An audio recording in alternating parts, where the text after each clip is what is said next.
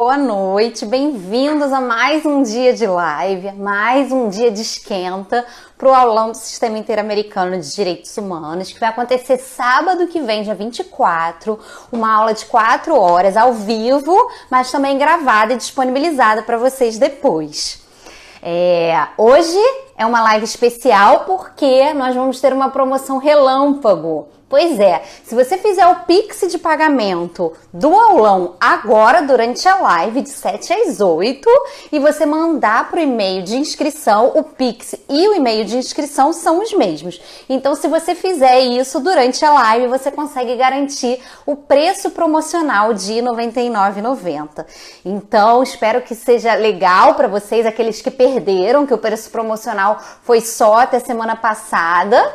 Então, quem perdeu, que consiga, participar agora e garantir o preço promocional, tá bom?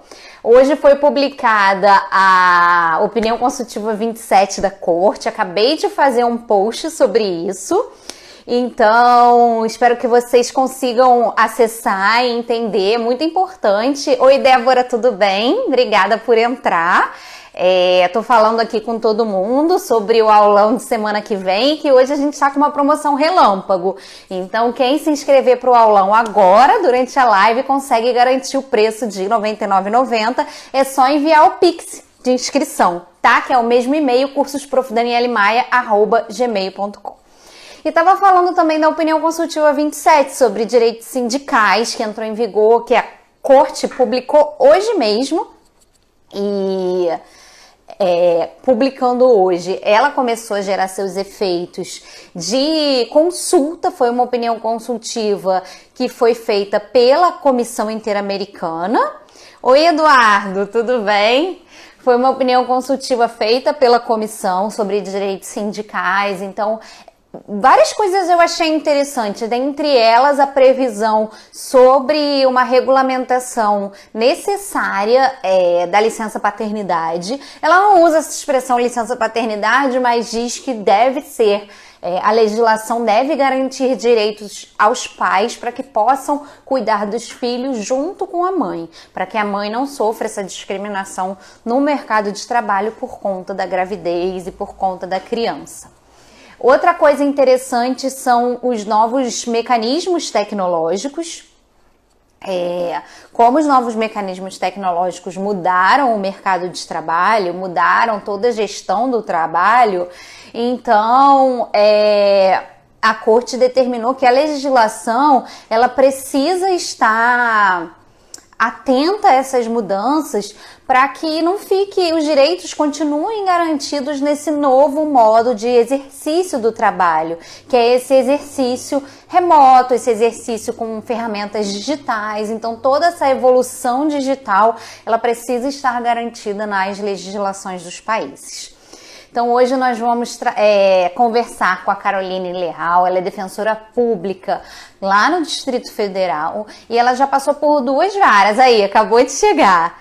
Ela vai trabalhar um pouquinho com a gente sobre como que foi a atuação dela primeiro, eu não lembro a ordem, se primeiro foi numa vara criminal e depois numa vara de direitos humanos ou se foi ao contrário, mas ela vai trazer um pouco dos desafios institucionais em cada uma delas. Oi, Caroline, tudo bem? Muito feliz que você aceitou o convite. Me pede aqui para participar ou você quer que eu te convide? Espera aí que eu vou te convidar.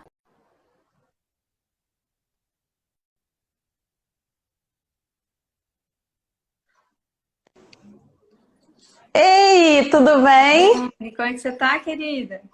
Tudo bem? E você? Que bom, que feliz que você aceitou o convite, que a gente possa fazer esse encontro. Coisa Conversar um pouquinho sobre a sua jornada como defensora pública, desde que você entrou, os lugares que você passou, os desafios. Então, gente, a Caroline, ela é defensora lá no DF, ela tem o perfil pessoal dela de professora, né? Não sei nem se é pessoal ou se é da professora mesmo, e tá fazendo a live com o perfil das defensoras, que você divide com as suas colegas, né? isso. Então, muito obrigada por aceitar e passo a palavra para você se apresentar um pouco. Obrigada, querida Dani. Inicialmente, eu já me sinto muito à vontade, já chamo você de Dani. Ai, pode ficar à vontade. É que eu sou muito informal, não combino nem um pouco com essa formalidade jurídica, esses doutores pra cá e pra lá, não combina nem um pouco comigo, então pode ficar super à vontade. Beleza, Dani, olha. Para quem ainda não me conhece, eu sou Caroline Leal, sou defensora pública do Distrito Federal há quase 8 anos. E minha primeira lotação não foi no Núcleo de Direitos Humanos, foi em uma vara da infância.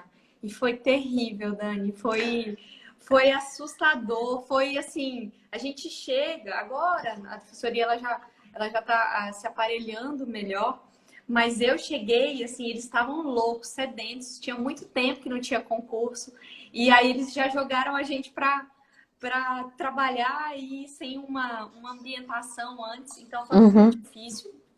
E então a minha primeira lotação foi na infância e foi muito Não, que curioso que hoje eu dei uma palestra no MP e o debate foi audiência informal. Eu falei dos casos da corte, que todo esse sistema de oitiva informal de encaminhar o adolescente direto para o MP fere o controle de convencionalidade, porque por diversos fatores, fere a lei do SINASE, que prevê um tratamento igualitário, e a convenção, e todos eles, né, o caso Mendonça, o caso Bulácio, Meninos de Rua contra Guatemala, que pede que o adolescente seja encaminhado direto à autoridade judiciária, seja garantido a ele todos os direitos que se garante ao adulto. Então, audiência de custódia. Mas, nossa, foi um debate acirrado, assim, com os promotores. Resistência mesmo, e olha para você ver o nível.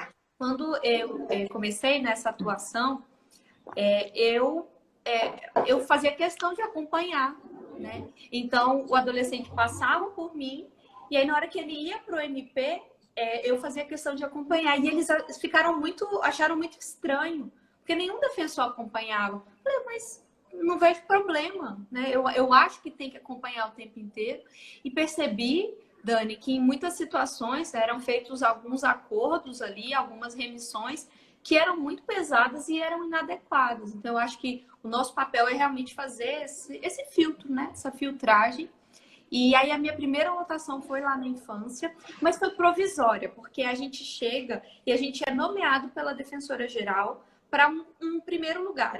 Ela que escolhe, a depender, claro, da necessidade do serviço. Depois... Boa noite, o pessoal entrando aí, cumprimentando a gente. Depois, Dani, é que a gente muda, a partir da nossa colocação no concurso, é que a gente vai para a lotação. E aí, minha primeira lotação foi criminal. Sempre gostei de criminal, sempre trabalhei com criminal. E o Núcleo de Direitos Humanos da Defensoria, quando eu entrei, não tinha sido criado ainda. Nós não tínhamos um núcleo. A Defensoria do Rio tem há muitos anos, muito atuante. A Defensoria do DF ainda não tinha. Então, eu participei dessa primeira turma que ajudou na construção do Núcleo de Direitos Humanos da Defensoria. E eu fiz parte dessa primeira gestão. No nascedouro do Núcleo de Direitos Humanos da Defensoria, a forma de escolha era diferente da forma que é hoje. Hoje, a escolha é feita pela Defensora Pública Geral. Nossa chefinha é que vai e escolhe. Na minha época, nós fazíamos um projeto, apresentávamos um projeto, e esse projeto era submetido à votação do conselho e tudo. A deliberação era do conselho. Hoje, a palavra final é da Defensora Pública Geral. Foi uma alteração, mas não mudou assim, de maneira nenhuma a forma de atuação. Os colegas continuam muito atuantes, muito aguerridos. E a gente tinha um mandato. Então, eu fiquei... confesso que eu não completei o meu mandato, Dani. É muito cansativo. Isso na criminal ou lá no ECA ainda? Não, agora eu já estou falando da criminal. De direitos humanos, não. De humanos, que foi o primeiro. Isso. Que aí eu fui para criminal, fiz as minhas andanças, fiquei fixa, né? Eu fui já titularizei uma defensoria, e aí me habilitei, me apresentei para o de direitos humanos. Direitos humanos, isso. Aí ajudei, junto com os outros colegas, a construir o núcleo, porque a gente não tinha núcleo. Então a gente começou do zero, a gente não tinha sala, a gente não tinha nada. Então a gente foi organizando para montar mesmo o núcleo. E aí o mandato eram 2 anos, mas eu não consegui concluir, Dani. É muito cansativo. É muito, muito, muito, muito cansativo. Imagina só, é o seu celular, que aí depois, em pouco tempo, as pessoas, né, descobrem o seu celular pessoal. E para resolver todas as demandas do DF. Eram quantos defensores no núcleo? No Nascedouro, nós éramos 4. E aí, Uhum, infelizmente, foi diminuindo. Hoje são 3. uhum, Aliás, isso foi uma das coisas que acabou me fazendo sair. Porque eu tive que aglutinar mais uma pasta. E eu já não estava dando conta das que eu tinha. E aí eu comecei a achar que meu trabalho não estava sendo legal. E aí eu falei, bom, uhum. eu acho que talvez um outro colega vai conseguir fazer um trabalho melhor que eu. Porque aí eu comecei a perceber que eu tinha, olha as pastas que eu atuava. Diversidade sexual, étnico-racial, religiosa. Eram essas. Aí depois eu aglutinei população em situação de rua, que eu considero que população em situação de rua tinha que ser uma pasta sozinha, um defensor específico, porque é uma temática Uhum. muito importante E e uma... delicada, né? É uma temática muito delicada, que envolve todas as outras, porque uma população em situação de rua pode ser uma população homossexual, pode ser uma população idosa, pode ser uma população de criança, então é uma vulnerabilidade aquela interseccionalidade de vulnerabilidade juntas, né? E uma coisa que eu aprendi, Dani, isso é muito engraçado. É, a gente tem que criar mecanismos de aproximação e de empatia. Todos os nossos públicos no Núcleo de Direitos Humanos são pessoas que já sofreram muito em outras instituições, elas já buscaram apoio estatal e o Estado falhou muito com elas. Então, elas chegam muito ressabiadas para a gente. Se isso eu conseguia perceber muito claramente com diversidade sexual, étnico-racial, religiosa, pop rua muito mais. Então, estabelecer um canal de aproximação com as pessoas em situação de rua, com os coletivos em situação de rua, era bem difícil, porque eles já estão muito cansados, a rua é muito hostil, então Uhum. é bem sofrido, sabe, Dani? E é difícil para eles confiarem num órgão institucional que eles consideram que é a causa de todas essas vulnerabilidades. Dividir defensoria com o governo que dá a verba, para eles é muito difícil fazer essa divisão. Isso, e aí para eles era estranho, e aí a gente fazia, inclusive, eu explicava o que a gente fazia, que a gente tentava explicar o seguinte, olha, sim, quem paga a gente é o Estado. Sim, vem dos cofres do GDF. Mas a gente tem um mecanismo que garante que nós vamos receber o dinheiro e vamos gastar da melhor maneira e temos autonomia. Então, eu posso ajuizar uma ação civil pública contra o governo do Distrito Federal e o meu salário vai estar lá intacto. Ninguém nunca vai mexer. E isso, Dani, é uma coisa interessante. Ao longo desses mais de 1 ano e meio que eu estive à frente dessas pastas, eu nunca fui alvo de nenhuma ingerência. Olha que legal. Nenhuma, nem dentro da minha instituição, nem fora, nem do governo, assim, nenhuma retaliação, nada nesse sentido. As pessoas compreendem bem essa nossa posição. Óbvio que elas não gostam, né? Elas não gostam nem um pouco. E a gente começou a criar o nosso papel. E depois de um tempo, os órgãos chamavam a gente, né? Então, hoje, a gente já foi construindo esse vínculo de modo que o próprio GDF faz questão que a Defensoria esteja. Né? É interessante essa construção do vínculo, né? Porque no início tem uma resistência e depois que eles veem o seu papel ativo e essa desvinculação com o governo, há o chamamento do defensor público, essa confiança que é construída. Né? É isso, Dani. Foi assim, para mim foi uma super experiência, uma vivência. Eu quero muito voltar, eu quero ter a oportunidade de voltar, mas no momento em que eu consiga me dedicar mais, que a instituição já consiga também colocar mais defensores e mais servidores, porque era bem puxado, era compromisso de manhã, de tarde e de noite, sem exagero nenhum, sem exagero nenhum.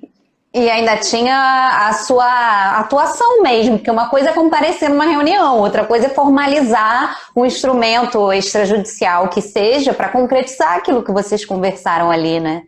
Nossa, Dani, outra coisa que eu senti muito, só depois desse 1 ano e meio foi que eu comecei a ver o resultado das coisas que eu fui plantando no início. É muito lento. Porque eu estou falando de mudar uma política pública. Eu estou falando de colher todo um arsenal de documentos para ajuizar um ACP. É muito difícil, é muito trabalhoso. Você manda ofício, o ofício não vem, você reitera, e aí você requisita, e é aquela confusão para você mandar, para você montar tudo isso. Então, se você não tem um planejamento estratégico para a sua atuação, você acaba sendo engolido pelo dia a dia. Porque todos os dias acontece uma grave violação de direitos humanos. E você é chamado. Todos os dias. Uma não, né? Várias. Mas que você é chamada pelo menos uma, certamente ali você vai ter que comparecer. E se você não tem então esse planejamento, você acaba sendo levado para aquela, não consegue resolver, já tem outra e muda para outra. É complicado você fechar os olhos para uma violação grave, porque você está pensando num conjunto de políticas para mediar um conjunto de violações graves. Mas para isso, como tem pouca gente, você precisa fechar o olho para uma. Então deve ser pessoalmente bastante difícil, né? Nossa, Dani, eu ficava muito... Eu, naturalmente, gosto muito da temática LGBT. Então, naturalmente, a minha atuação foi enveredando para a diversidade sexual. E eu percebi que, em alguns momentos, eu negligenciava as outras. Porque, naturalmente, você vai fazendo, você tem mais aptidão, os movimentos vão demandando, porque os movimentos começam a demandar. E aí, a gente criou um vínculo e uma aproximação muito forte com alguns movimentos e algumas ferramentas e equipamentos do GDF, e aí eu comecei a sentir isso. Falei, poxa, eu acho que pode ser que tenha algum colega que vá conseguir equalizar melhor tudo isso. Ou talvez esteja em algum momento de vida que consiga se doar mais. Porque é uma doação, é a vida. A gente vira realmente o defensor de direitos humanos, não tem outra coisa.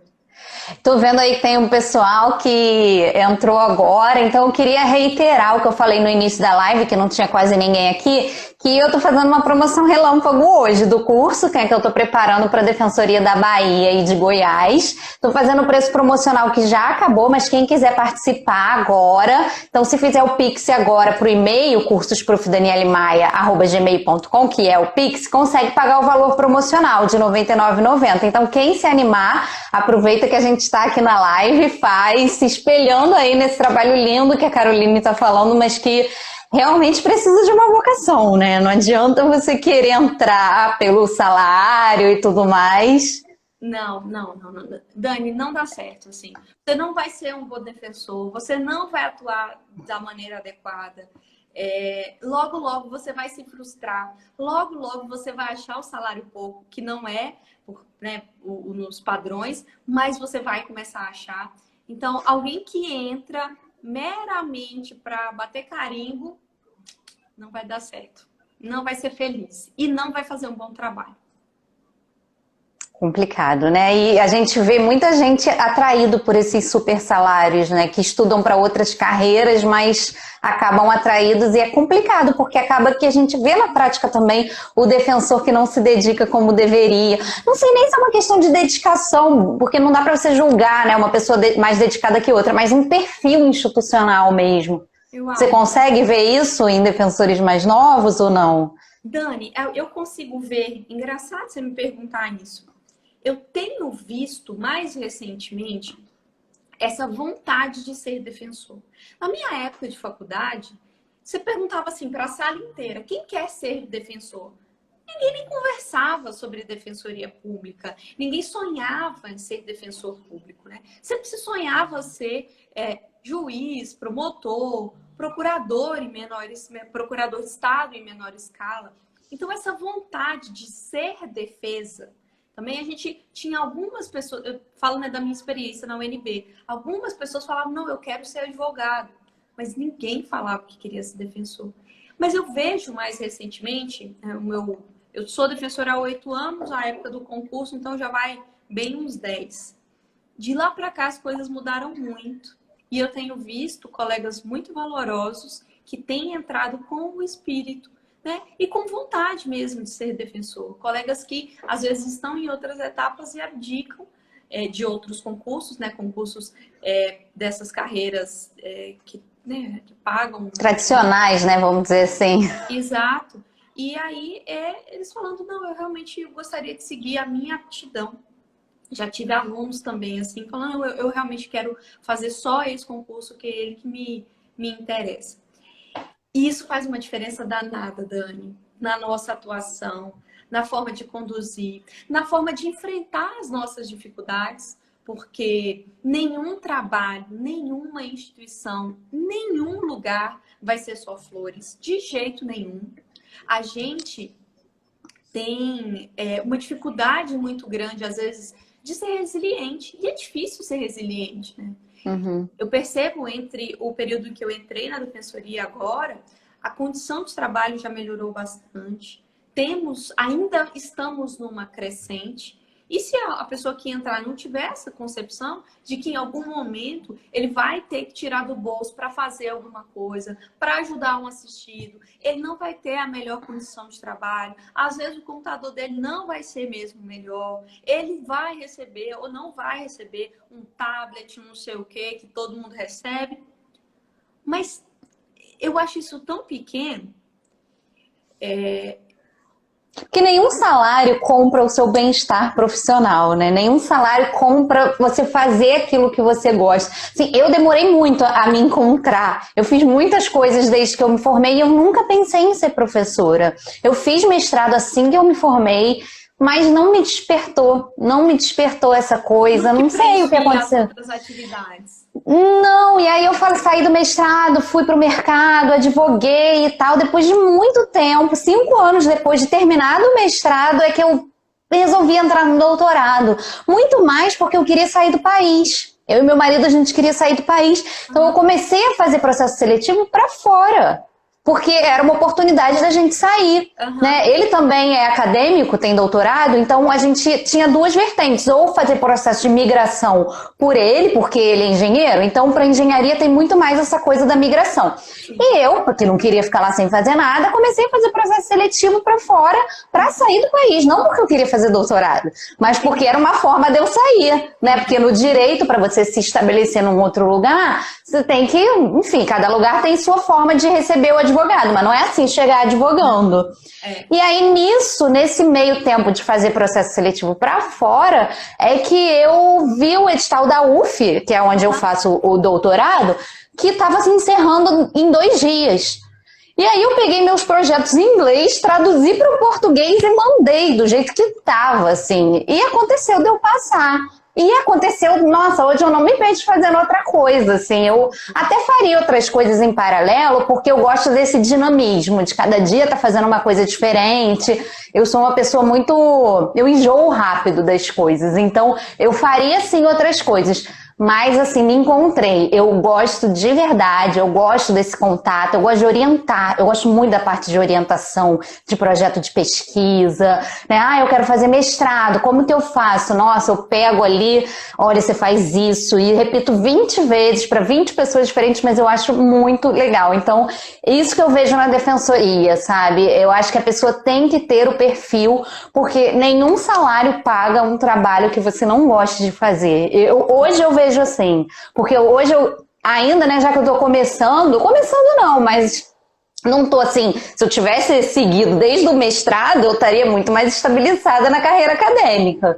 Então ainda estou numa crescente, mas não trocaria pela advocacia de jeito nenhum, que eu tô fazendo hoje, pela satisfação pessoal do meu dia a dia, né? Sim. E olha que interessante, ó, a Mara Lívia falou assim, que ela não se interessa por nenhuma outra carreira que não defensoria ou MP. E as pessoas dizem que isso é contraditório. E não é. Ô, Mara, e eu vou te falar uma coisa. Eu também não acho que seja não, viu? Eu não acho que seja não. Todas as vezes que eu atuei com bons promotores, eles eram muito razoáveis, muito justos, ouviam as duas partes. Eu acho também que um bom defensor tem que ter um compromisso ético com a vítima. Eu acho que a gente, numa situação... aconteceu hoje isso. Meu assistido tinha batido no carro de uma outra pessoa. Ele confessou, realmente, bati e tudo. E ele tinha pago um valor de fiança. Ninguém mencionou transferir esse valor da fiança para a vítima. E eu levantei e falei, bom, por que a gente não transfere? Meu assistido concordou, todo mundo concordou. Então eu penso que em qualquer carreira, seja o MP, seja a defensoria, você tem a possibilidade de mudar a vida de muita gente. Você tem a possibilidade de ajudar muita gente. Então, sendo um promotor mais acessível, sendo um promotor mais humano, uma promotora mais humana, você vai ser uma grande profissional. Então, eu penso como você, viu, Mara? Eu não me vejo... Eu confesso que eu tenho muita dificuldade em acusar, porque eu vejo tantas falhas hoje no nosso processo penal que eu confesso que eu tenho muita dificuldade. Mas eu acho que você pode ser, sim, porta-voz de grandes direitos nas duas carreiras. Acho que você... Eu concordo com você, porque se você tirar a área criminal, que, claro, é uma área muito grande, na tutela coletiva, infância, vulnerabilidade, direitos das mulheres, toda essa parte, toda essa outra parte que não... Até na parte civil, Sim. São muito interconectadas as atuações da Defensoria Pública e do MP. Inclusive, Desculpa te interromper. Né? Não. É só Deixa eu até ver o que eu dizer. Inclusive, quando eu estava, né, no Núcleo de Direitos Humanos, a gente tinha uma parceria muito forte. Então, recomendação conjunta, que mais? Um monte de coisa. Atuação que a gente ia junto. TACs, né? Termos de ajustes de conduta. Sim. Eu lembro que a promotora, a gente até ficou amiga depois, a Liz Elane, que era a promotora de direitos humanos da época. Eu ligava para ela e falava, Liz, eu tô achando isso aqui um absurdo. Vamos juntas? Porque aí a gente já dá já chega chegando, né? Já chega lá fazendo a inspeção. Falei, amiga, aí já virou amiga, né? Falei, amiga, vamos lá fazer uma inspeção junto? Vamos. E do mesmo jeito, ela ligava para mim, amiga, vamos fazer, vamos... E aí a gente pensava as coisas juntas, assim. É muito interessante essa atuação interinstitucional. E acho que promotores razoáveis, promotores que tenham noção da vida real, que já viveu, que já participou da defesa, que sabe que toda história tem no mínimo duas versões. Um promotor como esse é um bom promotor. Ou promotor. Concordo com você. Estou sempre no masculino, não sei por quê. Difícil, né? A gente fica com esse vício de linguagem. Engraçado, porque eu acabo escrevendo muito artigo e tal, e eu gostaria de usar sempre no feminino, mas eu ainda não consegui mudar isso em mim, porque tem muita gente que trabalha com gênero, em pesquisa acadêmica, que já coloca desde o início da introdução que todo artigo, todo trabalho vai ser escrito, em vez de ser escrevendo eles no masculino, faz tudo no feminino, por uma questão de você... Dani, mas por que não?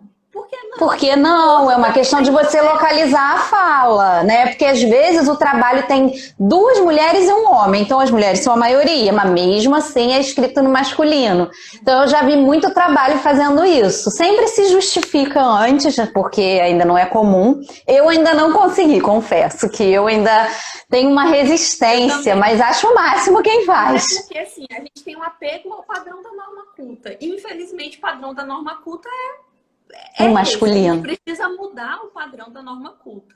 E aí, mas eu acho que a gente tem que sim, a gente tem que ir fazendo esses esforços. Isso aí. Mas aí depois que você saiu do Núcleo de Direitos Humanos, então você pediu para sair, né? Porque estava muito sobrecarregada. Aí você foi para onde? Assim, sofri muito. Imagino. Porque era uma idealização sua, né? No início. O pessoal da administração superior, Carol, não vai, não sei o quê. E eu falando, gente, eu não dou conta mais, assim, foi bem sofrido. Aí voltei para minha lotação, que eu sou titular, que é uma defensoria criminal em Planaltina, que foi a defensoria que eu deixei quando eu fui para o Núcleo de Direitos Humanos. Como eu era titular, eu só fiquei fora, alguém ficou provisoriamente no meu lugar e depois eu voltei. Lá eu já estou agora, acho que vai fazer, acho que 1 ano e meio, 2 anos. E Pra tem infância você nunca mais voltou. Dani e cá pra nós, se Deus quiser. Nem vai voltar. Eu já contei no nosso Instagram uma situação que aconteceu na minha primeira semana como defensora. Olha o que me aconteceu. E eu fiquei traumatizada com a infância. Não posso. A gente super insegura, né? Imagina, eu nunca tinha feito audiência na minha vida. Eu nunca tinha feito. Porque quando eu estava na faculdade, eu já comecei a estagiar na defensoria e já mirei a defensoria. Então, Você é de Brasília mesmo? Não, eu sou tocantinense. Caramba! Mas Brasília é um lugar ótimo, né? Porque é bem fácil de ir. Nossa, excelente. Mas eu já fui fazer faculdade lá, então a minha vida já estava por lá. E aí o que aconteceu? Eu nunca tinha tido experiência de fazer audiência, nunca. Porque a minha formação já foi voltada para a defensoria mesmo. Então, minha primeira audiência já foi como defensora. Na minha primeira semana, Dani, como defensora, aí um menino, um adolescente, estava na audiência e ele começou a mentir, mas ele contou assim uma história tão inverossímil, assim, tão estapafúrdia, que foi ficando constrangedor para todo mundo, sabe? Era assim, era realmente, não tinha um pingo de verossimilhança, aquilo, nada. E aí, o juiz virou para ele e perguntou: mas me diz uma coisa, por que você tá mentindo tanto? Escuta, Dani. Aí ele virou e falou assim: porque minha defensora mandou. Mentira! Dani, naquela hora, o chão abriu. Eu não sei que. Eu não sei que cara. Eu não tenho ideia da cara que eu fiz.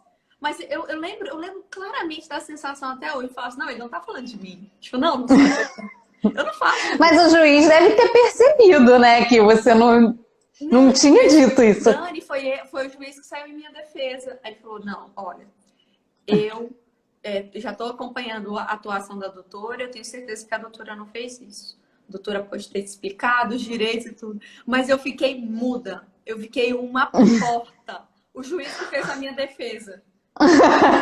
Desde então, Dani, eu tenho trauma da infância. Não. Eu acho que a infância, além desse trauma, é muito trágico, né? As histórias são muito trágicas, abuso.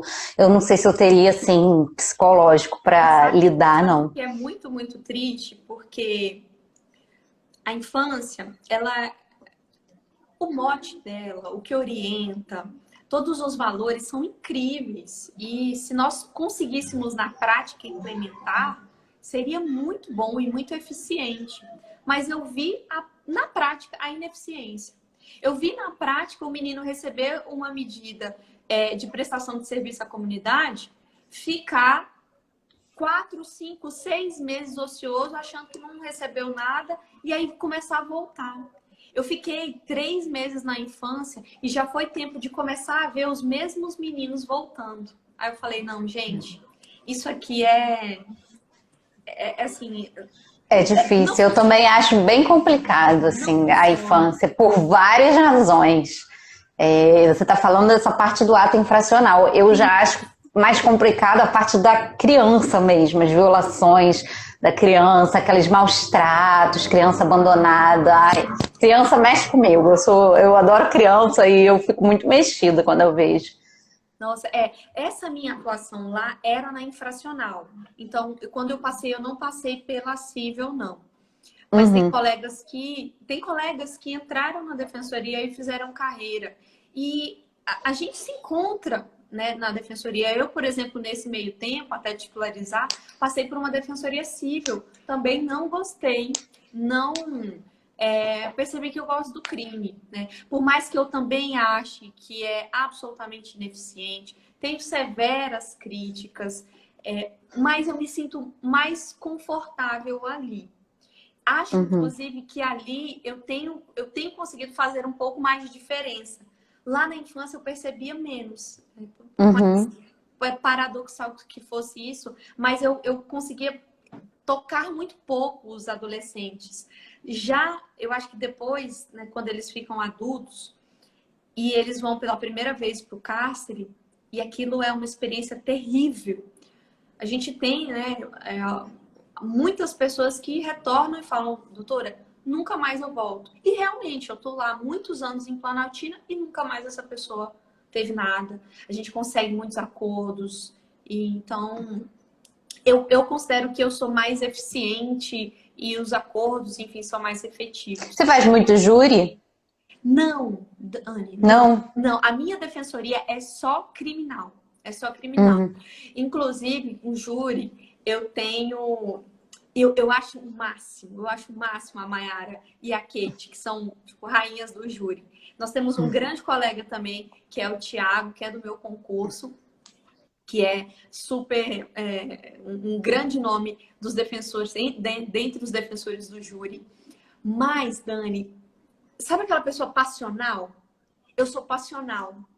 Então, eu não sei fazer um júri, e já fiz alguns, e eu não sei fazer o júri e não entrar assim. Isso é péssimo.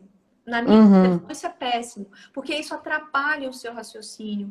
Você se envolve emocionalmente. E todos os meus júris, eu não gostaria de fazer de novo. Faço por dever de ofício, me preparo muito, vou sempre com colegas que conseguem me dar boas dicas, já tive resultados satisfatórios, mas aquilo parece que tem um mundo dentro da gente. É muito difícil.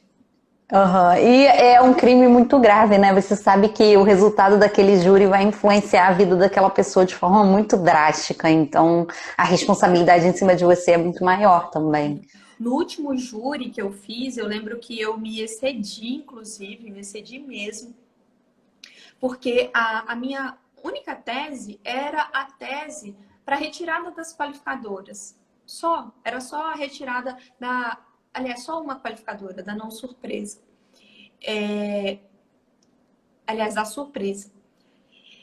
E eu me lembro que houve algum momento que, com delicadeza, eu tentei explicar que a vítima, ela tinha muitos desafetos, ela tinha passagens criminais e que tinha uma série de desafetos e foi listando. Quando o promotor veio em réplica, ele disse que eu tinha chamado a vítima de bandido. Dani, aquilo me tirou do sério de uma maneira, e é péssimo perder o controle no júri. Não é o caminho. Inclusive, isso afasta o jurado de você.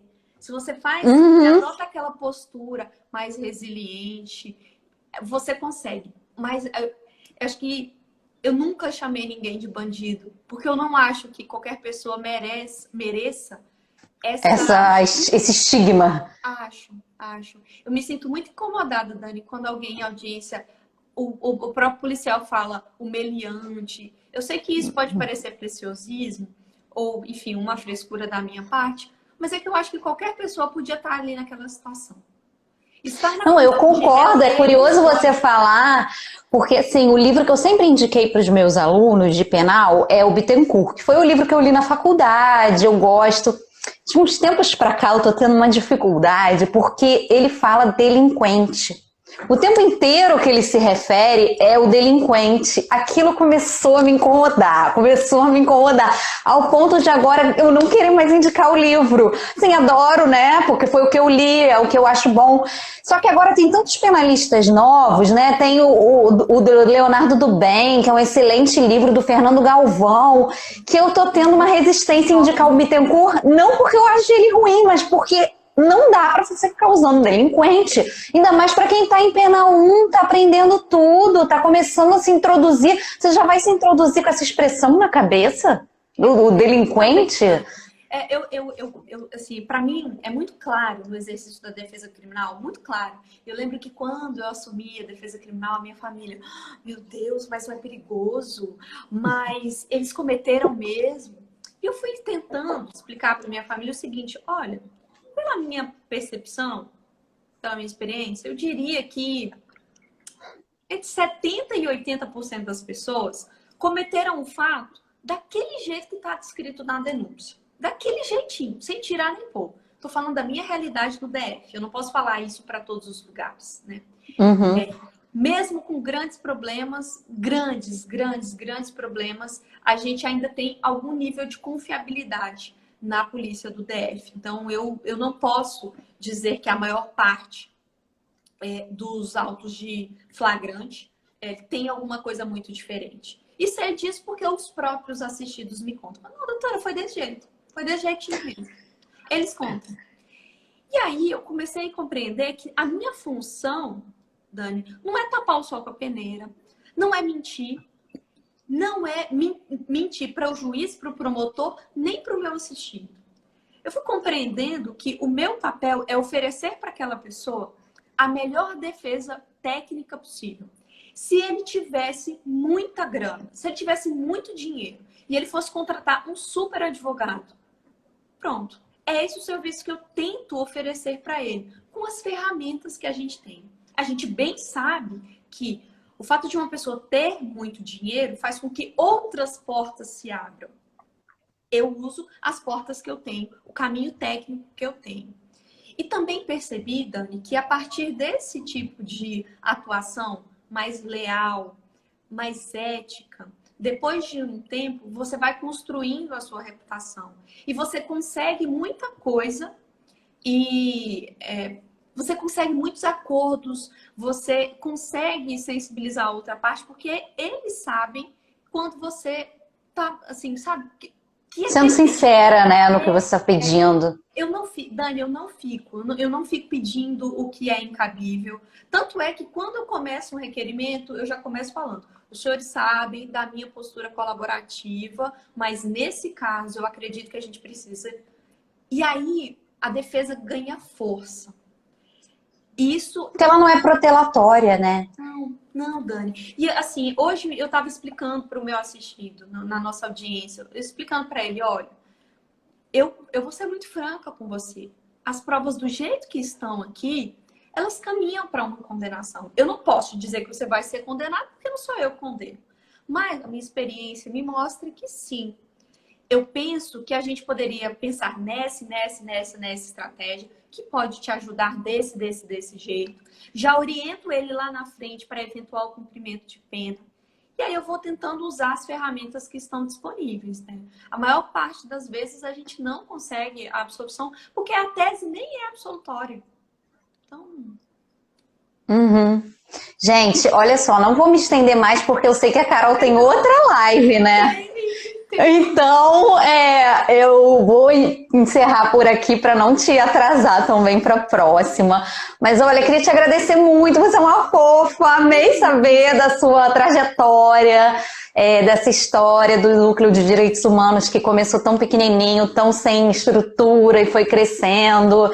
E acho que certamente, certamente sua participação, apesar de você não estar mais lá, teve uma contribuição para o que o núcleo é hoje, né? Por mais que você tenha saído. Então, acho que você deixa um pedacinho seu lá que está rendendo os frutos. Acho que o maior trunfo, pelo menos para mim, foi o que o Núcleo de Direitos Humanos deixou em mim.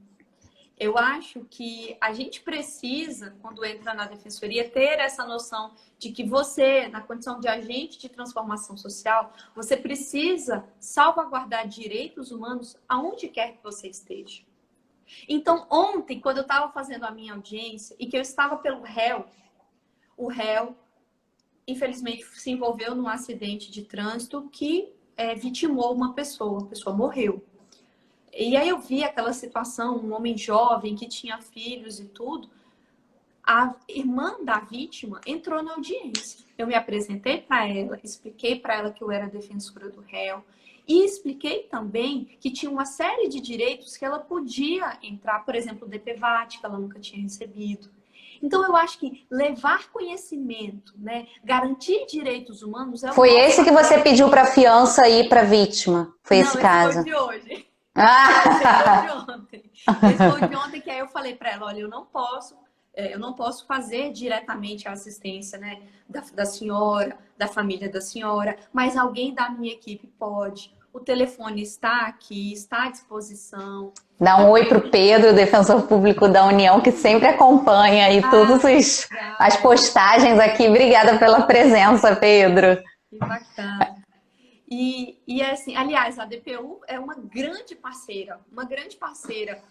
Eu tenho uma parceria muito bacana com o doutor Alexandre, no caso da comunidade indígena Cariri Chocó, no DF. É uma comunidade que está no meio do Noroeste, que é um bairro novo, um bairro de alta renda, e que eles tentaram de todo jeito tirar os indígenas para lá, mas os indígenas estavam desde a década de 80, muito antes de se imaginar a construção do bairro. Então, a DPU é uma super parceira. Sem a DPU, a gente não conseguia efetivar uma série de direitos. Então, Pedro, fica o meu agradecimento, fica o meu registro de admiração pela nossa instituição.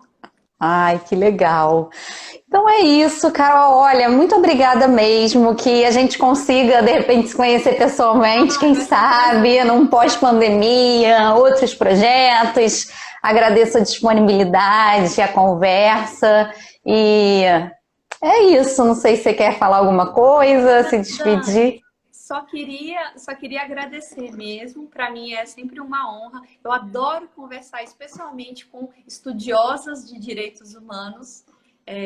Gosto muito e eu estou sempre à disposição, querida. Um beijo para você e para os nossos alunos também. Que bom, então é isso, gente. Lembrando que eu tinha falado da promoção Relâmpago até às 8, então a live terminou um pouquinho antes, mas quem quiser fazer o Pix, que é o mesmo endereço do e-mail, cursosprofdanielemaia@gmail.com, pode mandar direto o Pix promocional de R$ 99,90. Eu estou preparando com muito carinho o aulão e espero realmente, de coração, ajudar a quem quer entrar na Defensoria Bahia e Goiás a atingir esse sonho e fazer um trabalho tão lindo quanto o que a Carol faz lá no DF. Tá bom? Então, um beijo, gente. Beijo. Tchau.